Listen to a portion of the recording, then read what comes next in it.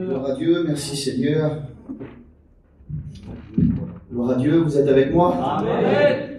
Je suis content d'être là ce soir. Je remercie mes frères de me laisser la place. Je vous le dis en vérité, j'ai mon cœur, il est dans la joie d'être là ce soir. Mais en même temps, j'ai vraiment peur. Alors voilà, il n'y a pas longtemps moi que je prêche. On sort des écoles bibliques avec Tim. Et à chaque fois que je prêche, par exemple, si le Saint-Esprit met un message d'évangélisation sur mon cœur, je regarde un peu dans l'auditoire s'il y a des personnes qui connaissent pas Jésus. Et pareil, si j'ai un message d'exhortation sur mon cœur, je regarde s'il y a des chrétiens. Mais ce soir, j'ai pas besoin de regarder autour de moi, parce que le message, il concerne tout le monde.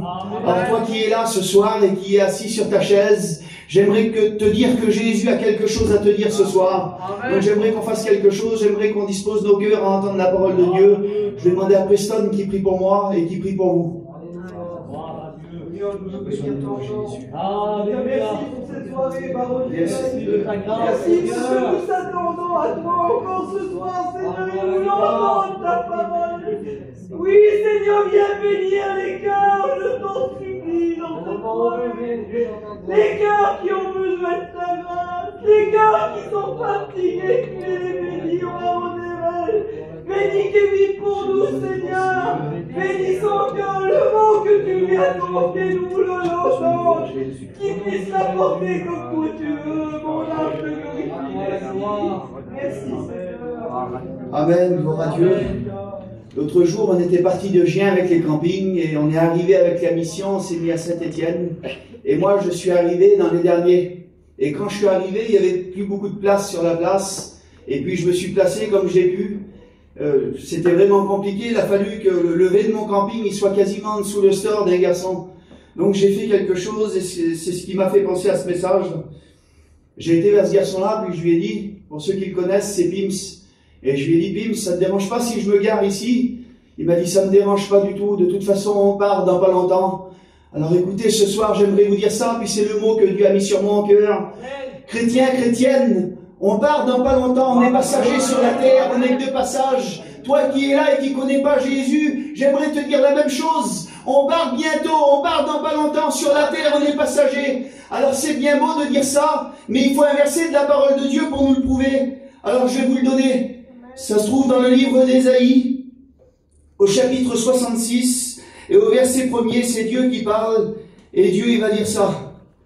Il va dire, le ciel est mon trône, et la terre mon marchepied. Ça peut paraître bizarre comme verset, c'est un verset qui nous montre la grandeur de Dieu, c'est un verset qui est très grand. Il nous montre que le ciel, c'est le trône de Dieu, et que la terre, c'est le marchepied de Dieu. Imaginez un peu la taille du marchepied. On a un Dieu qui est grand, mais c'est pas là que je voudrais en venir. Je voudrais en venir tout simplement qu'actuellement, là, en 2025, on est sur un marchepied. Au jour d'aujourd'hui, là, sur la terre c'est un marchepied, et j'aimerais vous dire ça, un marchepied, c'est pas une destination définitive. Un marchepied, c'est une destination provisoire. On s'éternise pas sur un marchepied, mes frères et sœurs. Mon ami qui est là, on s'éternise pas sur un marchepied. Quand on monte sur un marchepied, on a deux choix. On a le choix de monter, ou on a le choix de descendre. Et j'aimerais vous dire que sur la terre, c'est pareil. Toi qui es là ce soir, mon ami qui connaît pas Jésus, tu as le choix de monter, ou tu as le choix de descendre. Alors écoutez, ça serait dommage, j'ai marqué ça, ça serait dommage de louper le ciel pour la terre. On part bientôt, c'est pas comparable le ciel et la terre, imaginez un petit peu. J'ai marqué ça, la beauté du ciel. Imaginez un petit peu, Dieu va dire ça. Il va dire, le ciel est mon trône et la terre mon marchepied. Je sais pas chez vous, mais chez moi, mon camping, il est beaucoup plus beau que mon marchepied. Chez moi, mon camping, il a plus de valeur que mon marchepied. Mon camping, il est beaucoup mieux que mon marchepied. On se sent mieux dans mon camping que sur mon marchepied. Imaginez comment on va se sentir dans le ciel. Imaginez dans le ciel comment on va être bien. Dieu nous montre la terre comme un marchepied. Pourtant, c'est beau la terre. Il y a des beaux endroits quand même sur la terre.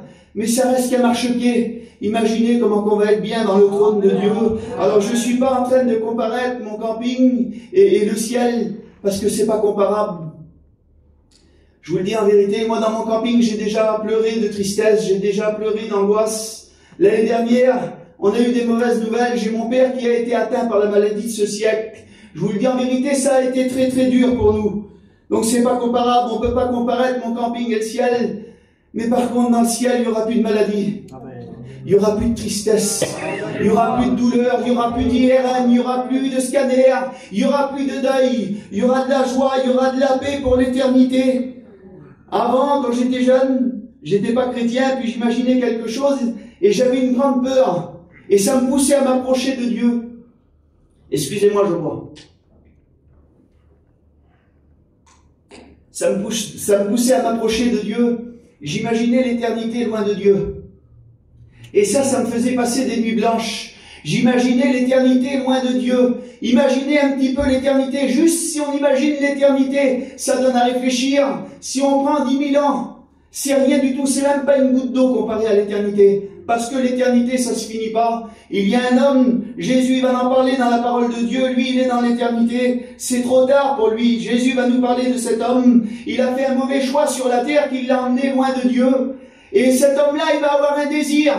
C'est le mauvais riche. Il s'appelle comme ça dans la parole de Dieu. Son désir le plus grand, c'est pas d'avoir une bouteille d'eau, c'est pas d'avoir un verre d'eau, un petit gobelet, c'est pas ça. C'est simplement qu'une personne trempe le bout de son doigt et qu'il lui rafraîchisse la langue. C'est ça qu'il désire le plus. Imaginez un petit peu, c'est pas grand chose. Alors, Jésus nous a parlé de ça il y a 2000 ans. Et 2000 ans plus tard, cet homme, il est toujours au même endroit. Je sais pas si vous réalisez l'éternité. Il est toujours au même endroit et il a toujours soif. Et il a toujours ce désir d'être rafraîchi, mais c'est trop tard pour lui. J'aimerais te dire que tu es au bon endroit ce soir. Alors je continue dans le message. Maintenant, j'imagine plus l'enfer pour m'approcher de Dieu. Ce qui me pousse à m'approcher de Dieu, c'est d'imaginer le ciel. Je ne sais pas si vous imaginez, je vous le redis. Quel plaisir quand on va être en haut. Un jour, l'apôtre Paul, il va dire ça, il va dire, je connais un homme qui a été ravi au 3e ciel.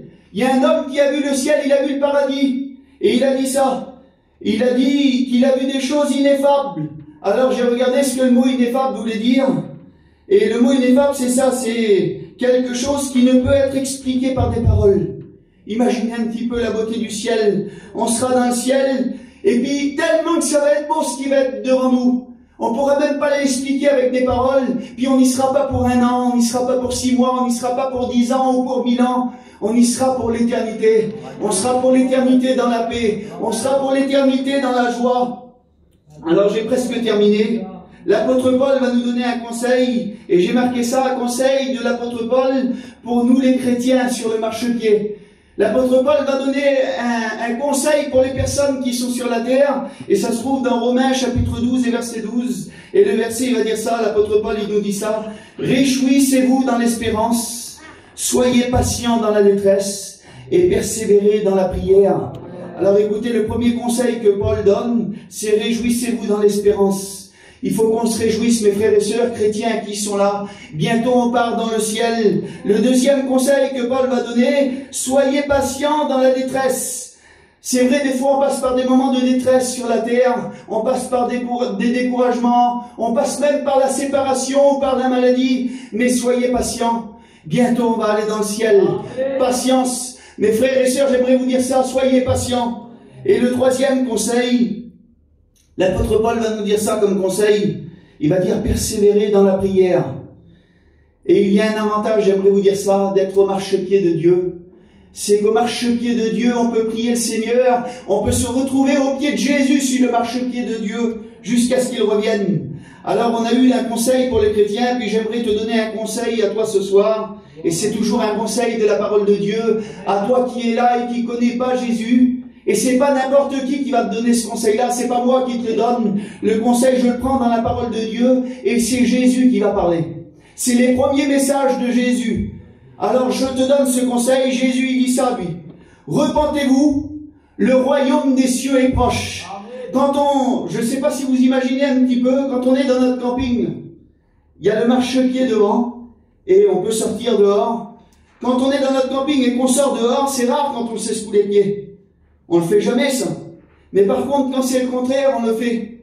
Quand on est par terre et qu'on veut monter dans notre camping, on retire la saleté de nos chaussures.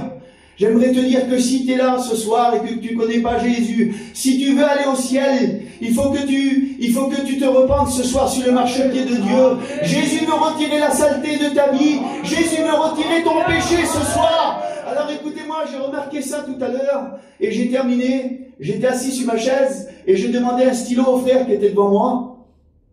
Et il n'en avait pas, il a demandé au frère à côté de lui et ainsi de suite. Et ça a été presque jusqu'à devant, je ne sais même pas qui que j'ai le stylo, il est derrière. Et puis ils m'ont donné le stylo, ça a mis un petit moment. Et j'ai écrit ce que j'avais à écrire. Et puis d'un seul coup, je regarde, j'étais assis à côté de Kim, juste à côté de moi. Il sort son stylo et puis il écrit. Puis je dis, Seigneur, il y a des fois on va chercher les choses tellement loin alors qu'ils sont près de nous.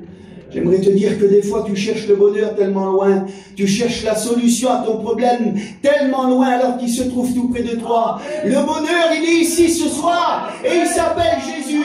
Voilà, j'ai terminé, je vais laisser la place à Miguel qui vient de prier le Seigneur. Que Dieu vous bénisse. Merci Seigneur pour ta parole, Père.